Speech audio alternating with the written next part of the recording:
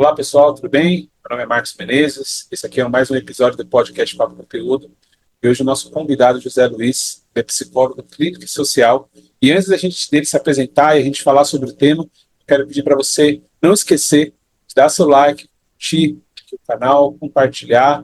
Para quê? Para que você sempre, quando chegar um episódio novo, ou até mesmo os cortes, não sei se você sabe, mas agora nós temos cortes de alguns episódios também, você receber imediatamente e compartilhar com aquelas pessoas que você acredita que pode ajudar esse conteúdo, tá bom? Então, José Luiz, obrigado por você estar aqui com a gente, batendo esse papo, falando um pouco, né, sobre essa questão dos conflitos, as consequências, né, dos conflitos.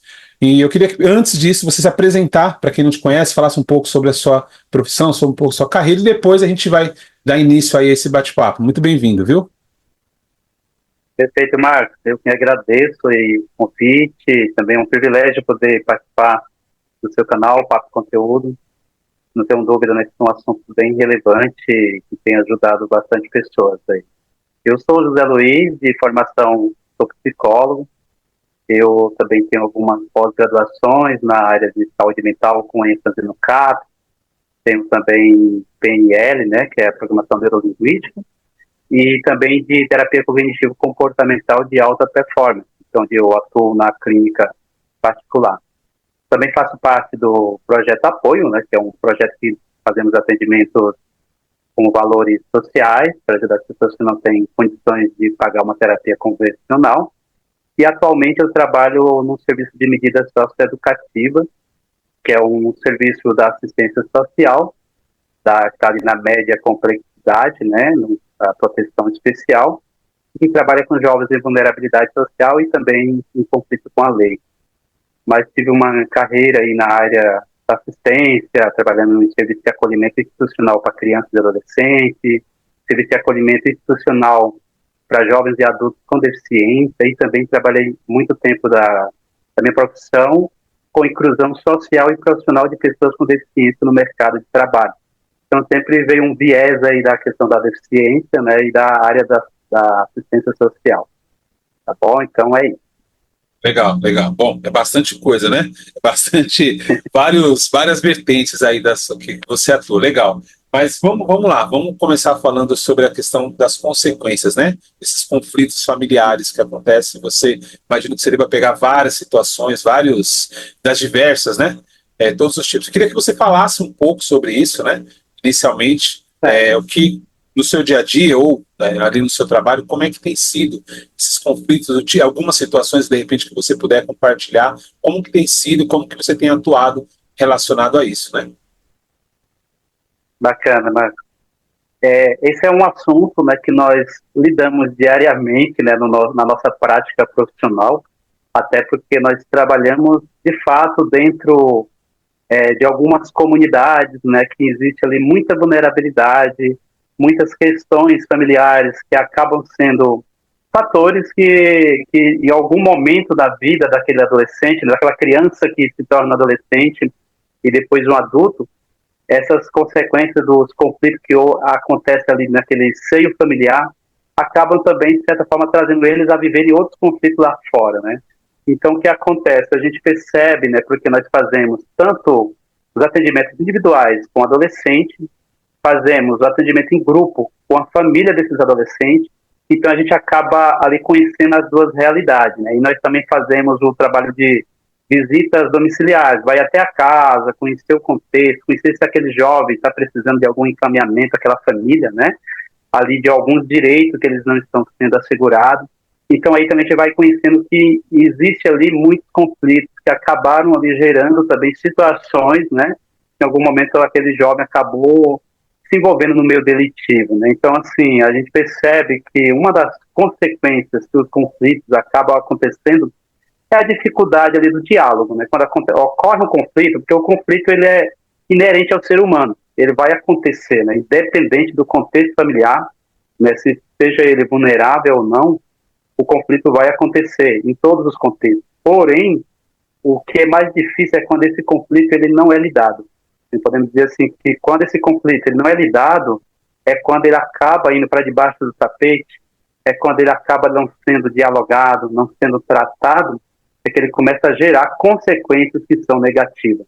Porém, quando o conflito ocorre, né, que ele é parte ali das frustrações do ser humano, e o ser humano ali mais na frente consegue conversar, consegue dialogar, consegue se perdoar ou resolver aquele conflito, gera crescimento, né? Ou podemos dizer o quê? O conflito ele pode ser positivo ou negativo, mas ele acaba sendo negativo quando ele não é tratado e ele vai crescendo e chega um momento que ele explode, né? Assim, ele acaba acontecendo ali nesse momento da explosão, que esse adolescente, ainda por ser imaturo, não ter muitas experiências de vida, acabar descarregando ali essa frustração dele em locais que acabam gerando consequências negativas, né? Eu percebo que muitos jovens, quando chega pra gente, que já às vezes vem é um réu primário que cometeu o primeiro ato infracional, ou às vezes ele já vem de vários atos infracionais, né? Já é um ciclo, já foi para a fundação diversas vezes, voltou. Então esse jovem, eu percebo que ali é apenas um jovem muito machucado, um jovem que teve muitos conflitos ali na infância, mas que nunca foi lidado, que não havia um diálogo ali na família, né? Então, o que eu percebo? Assim, que a falta de diálogo acaba sendo uma consequência muito grave. A falta de não tratar, né, assim, as situações conflituosas dentro de casa acaba crescendo.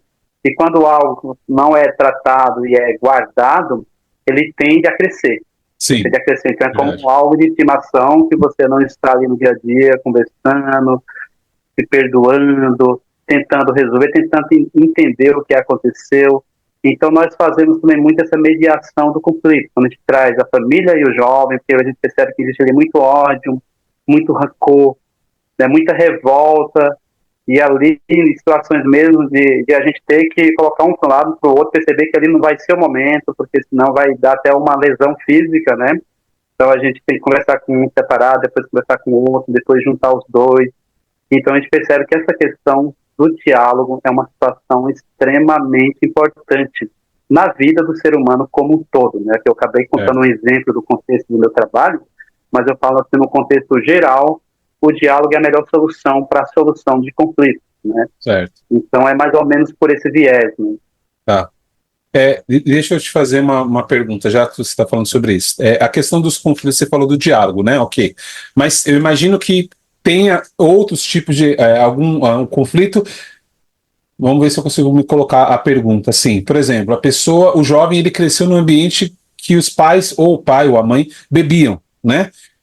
Na questão, Sim. como é que é feito a questão de diálogo? Porque assim, o pai bebe ou a mãe bebe, ou são alcoólatras mesmo, ali declarado, às vezes bate no pai, no caso na esposa, bate no filho, ou ele vê a mãe dele apanhando, ele vê a mãe dele bebendo, ele vai crescendo com aquele sentimento ruim, fora do contexto normal de um pai e uma mãe de cuidar. Talvez ele não tenha nem o cuidado, às vezes tem, mas aquele cuidado bem male-male, digamos assim, né? Como a questão do diálogo, nesse caso, é feito com um jovem que passa por uma situação dessa e aí acaba cometendo algum tipo de crime ou roubo, alguma coisa assim. Ótima pergunta, Marcos. É bem delicado. Vamos assim, sendo bem realista, né, assim, com as realidades que a gente trabalha. É uma situação delicada, porém, uma coisa que é triste, mas também, ao mesmo tempo, acaba tendo ali podemos garimpar alguma coisa positiva. Por exemplo, um jovem chega para o serviço de medida socioeducativa e a gente percebe que já passaram muito tempo e esses conflitos familiares nunca foram tratados. Ou seja, eles nunca acessaram os direitos que eles sabiam que tinham. E ali, a gente conversando, tentando entender ali aquela dinâmica familiar, igual você falou, muitas vezes uma dinâmica muito violenta, que aquele jovem está simplesmente reproduzindo aquilo que ele viveu toda a infância dele, de brigas, de pais alcoolistas, temos muitas questões de drogadição, né, com a situação que está bem disseminada nessa questão da drogadição. Então, eles chegam para a gente começa a encaminhar para a rede. Né? A rede que nós falamos é o SUS, porque ele tem um SUS, mas muita família nunca procurou. E no SUS também temos psicoterapia, temos atendimento em grupo para a família, temos todos os tratamentos de saúde, que a gente sabe que não é o ideal, assim, a questão do tempo que a gente tem que esperar em fila, porém é o que temos, né, no nosso SUS, Sistema Único de Saúde. E o SUAS, que é o Sistema Único de Assistência Social, que tem o CRAS, o CREAS, o NPJ, diversos outros serviços que acaba também sendo informado, né, por meio de discussões de rede, para comunicar o papel de cada ator dessa rede que teria que apoiar, que seria a rede de apoio dessa família. Então, muitas das vezes, a gente não obtém um resultado positivo, até mesmo como você falou, porque às vezes o pai está detido, né? Às vezes a mãe está em situação de vulnerabilidade, muitas vezes até de rua, situação de rua, aquele menino já mora com um parente, né?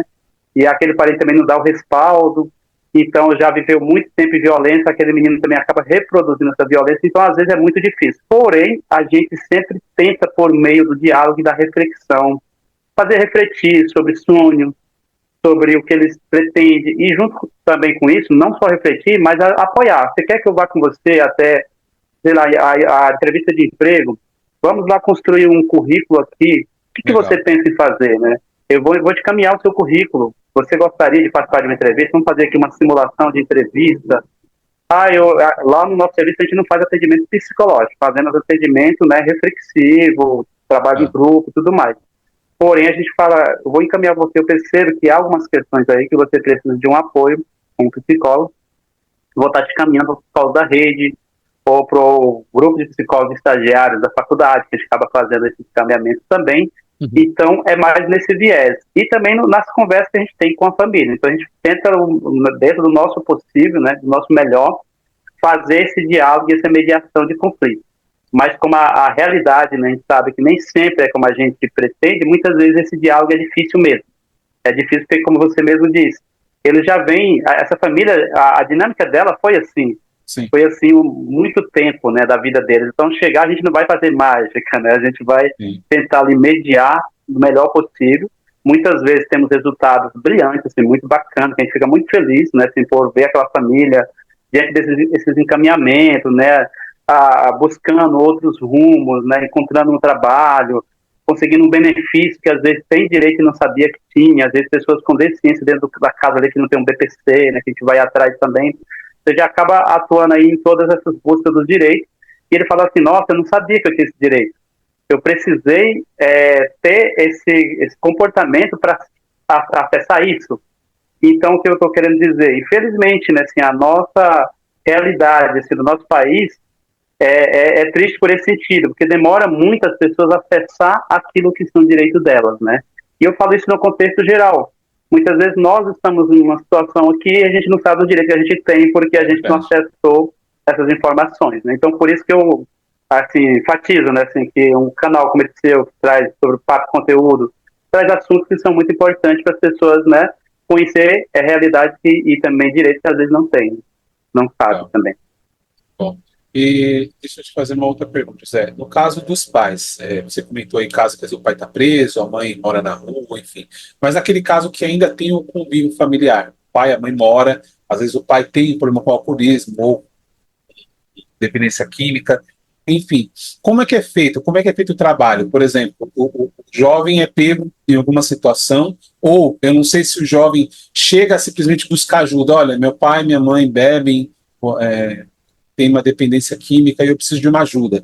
Não sei se acontece específico ou para você já vai aquele jovem que infelizmente acabou cometendo alguma infração. Porque nesses casos que mora o pai e a mãe dentro de casa, não que seja mais fácil, mas pelo menos você consegue chegar nos dois, né? Até porque às vezes também pode ter sido eles estarem reproduzindo o que eles viveram na infância deles.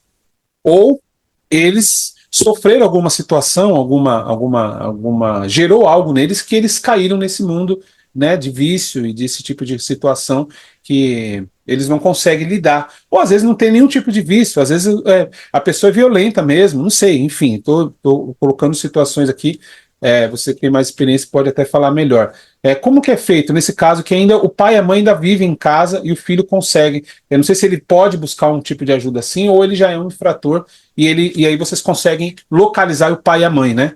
Para ajudar esse jovem, né? Você tem uma pergunta bem interessante, porque assim, Marcos, o nosso trabalho, nós costumamos até fazer uma comparação bem prática, por exemplo, a baixa complexidade, que é onde o adolescente é trabalhado mais com uma questão preventiva, para que ele não chegue na alta complexidade, falando aqui de rede de acompanhamento, né? Vamos imaginar que uma família está nessa situação que você falou, né? A família tem uma certa dificuldade no seio familiar, ele está ali sendo acompanhado por uma rede da baixa complexidade. Quando ele chega no nosso serviço, que é um serviço da proteção especial, é como se o leite estivesse subindo e já tivesse derramado, né? Então ali já é um momento que a gente já vai tentar fazer o nosso melhor, porém a situação já está bem caótica, né? Assim, aquele jovem já passou por muitas situações na vida dele, né? Por muitas violências e tudo mais. Porém, essa questão que você falou de ele trazer ou pedir ajuda para a família acontece, mas é muito, muito raro. Às vezes é o inverso, né? Às vezes é a família que pede ajuda para o jovem, né? Porque se o nosso foco do acompanhamento é o jovem, a família acaba sendo ali a pessoa que a gente acompanha também por estar dentro daquele seio, a gente sabe que muitas vezes aquele ambiente é que está tendo ali uma situação que está dificultando o jovem a cumprir o que ele tem que cumprir. Mas ele já chega, como você falou, quando chega para a gente, no nosso serviço, é o serviço que ele já cometeu um ato infracional, pode ter ido, né, para uma internação ou não. Pode ser que ele cometeu um ato infracional e gerou um BO. E nesse BO que gerou, então, ele tem uma audiência com o juiz. O judiciário vai determinar as medidas, né, seja LA e PSC, que o nosso é o meio aberto, então esse jovem, quando chega para a gente, já está nessa situação. E dificilmente, né, ele vai dizer, José, em casa, o ambiente familiar é assim, é difícil, mas a família traz, geralmente a mãe ou aquele responsável. Sempre no primeiro atendimento, a gente pede que venha um responsável junto, para que nós possamos fazer a IM, que é a interpretação da medida, e coleta de dados. Então, nessa coleta de dados, a gente busca sobre tudo, família, escola, curso, trabalho, contexto, dinâmica, tudo, quem mora na casa, tudo que a casa é alugada, é comprado. Então, todas essas informações ali aparecem, né, as demandas que às vezes não estão associadas ao adolescente, mas que fazem parte ali da vida dele, que acaba interferindo nos comportamentos dele. Então, nessa própria IEM, a gente já começa as intervenções. Vai que a mãe diz assim, né, meu pai, o pai dele, né, tem questão com álcool, né, alcoolista, ou com drogadição. Então, a gente pensa, ele está sendo acompanhado por alguns serviços? Não está por nenhum. Então, é importante, né, ele ser encaminhado para o CAPS. Nós vamos fazer aqui uma reunião com o CAPS também para pedir para ele fazer uma busca ativa. Aí, então, o CAPS vai até essa casa. Só que muitas vezes também o que acontece é que a própria pessoa que é um dependente químico, ele não aceita o tratamento. Então, acaba dificultando também o processo do trabalho da saúde, porque o próprio usuário, às vezes, não está disposto a aceitar o tratamento. E o CAPS, ele não é um serviço que possa fazer, vamos dizer, uma internação compulsória, por exemplo. Eles apenas fazem orientações, atendimento de redução de dano, atendimento em grupo, mas aí a pessoa tem que aceitar esse tratamento, né? Então é mais ou menos por esse caminho que acaba sendo aí nossa intervenções baseadas nessas situações familiares, nesse contexto. Porque era justamente isso que eu ia perguntar, porque a pessoa pode falar assim, poxa, eu me encontro nessa situação, ou eu conheço meu primo, meu tio, enfim, alguém da minha família, um vizinho, um amigo, que eu sei que está com esse problema, mas como você falou, a pessoa não vai admitir, não tenho problema com isso, eu só faço de vez em quando, uso de vez em quando, eu não tenho problema. Eu justamente isso que eu ia perguntar. Nesses casos, uma situação onde a mulher tem um marido que está passando por isso, e o marido fala, não, eu não tenho esse problema. E o filho está tendo algum comportamento meio suspeito, ou ela está desconfiada. Nesse caso, ela também consegue buscar ajuda, nesse caso, ou não? Ela teria que procurar alguma outra ação social? Não, sim, sim. Inclusive, muitos dos meninos, já quando é eles mesmos que têm a questão, que com a drogadição, né? Então, nós temos até falado sobre uma droga mais atual, que é a K9, né? Que tem aí trazido grandes prejuízos, né? E muitas adolescentes têm até chegado a óbito por causa dos efeitos dela.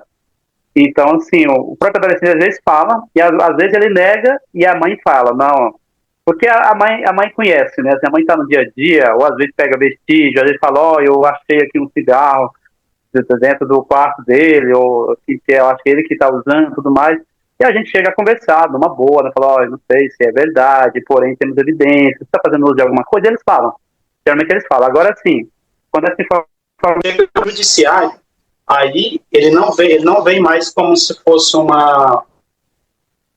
ele chega como se fosse uma determinação. Certo. Quando vamos dizer que na audiência, ou a mãe ou o garoto falou, ó, eu faço uso de substâncias, né, ilícitas e tal. Aí o juiz pergunta qual, aí ele fala, é droga X.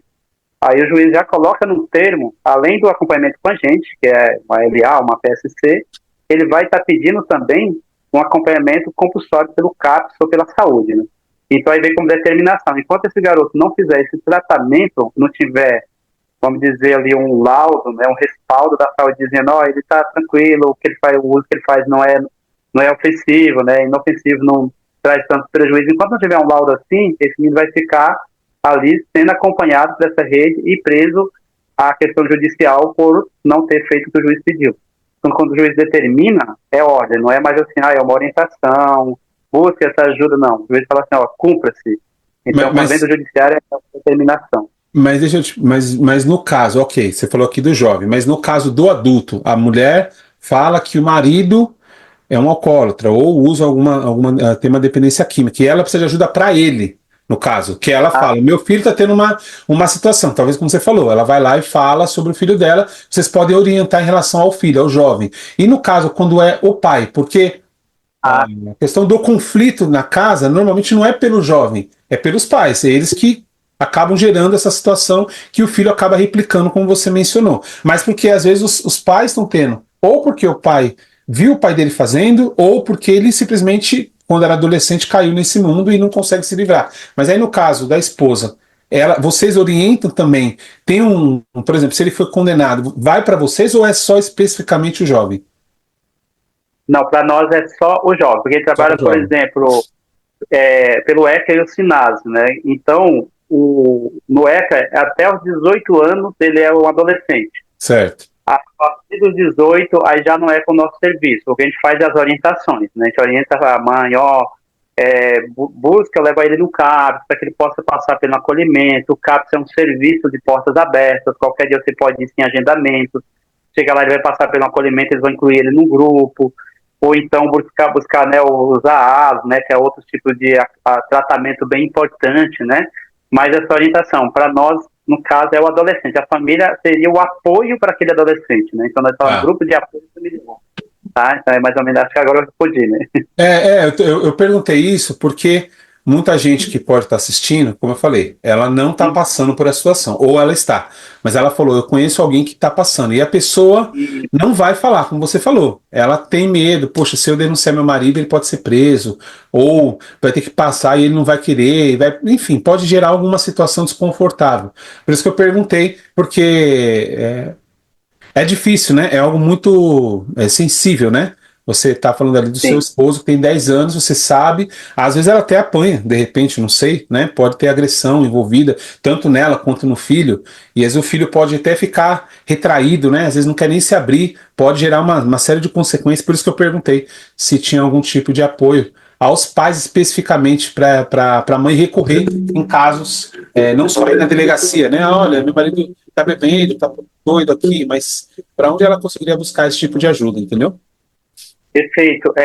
Só complementando, Marcos, agora quando entra essa questão da violência, por exemplo, nós temos casos, né, e não são poucos, que a mulher está sofrendo violência, né, do companheiro, então a gente sempre orienta, mas é possível que ele possa, né, ela possa fazer um BO para proteção de si mesma, e muitas vezes essa mulher é acolhida em uma casa de apoio, né, um serviço de acolhimento para a família, ou então para mulheres, né, que chamamos, tem o CAE, né, que é o Centro de Acolhimento Especial para a Mulher ou para a Família, onde ela está ali protegida, né, então sempre a gente, quando tem uma situação de violência, a gente busca agir rápido, né, envolver toda a rede para que aquela mulher seja protegida, né?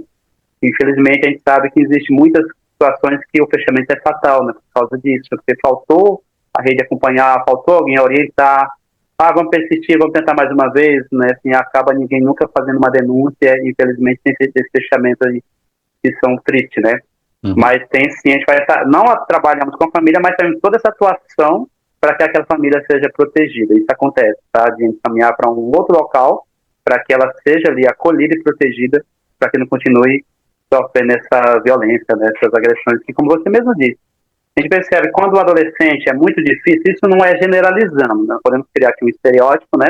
Porém, quando aquele adolescente tem muitas questões, traz muitas dificuldades. A gente vai olhar o contexto familiar, é difícil, né? Porque, assim, você até fez uma pergunta e eu respondendo ela sobre a questão da violência. A violência, ela é estrutural, né? Assim, ela é uma produção humana. Ninguém nasceu um bebê violento, né? Assim, acontece algumas questões de saúde, né? Por exemplo, de saúde mental, que acaba fortalecendo isso, né? Assim, mas, porém, a violência é algo que o ser humano vai crescendo no contexto violento e vai reproduzindo aquilo que ele sofreu. Geralmente é isso, né? Assim, o bebê já não nasce violento, ele aprende a ser violento devido ao contexto que ele está inserido, né? Entendi.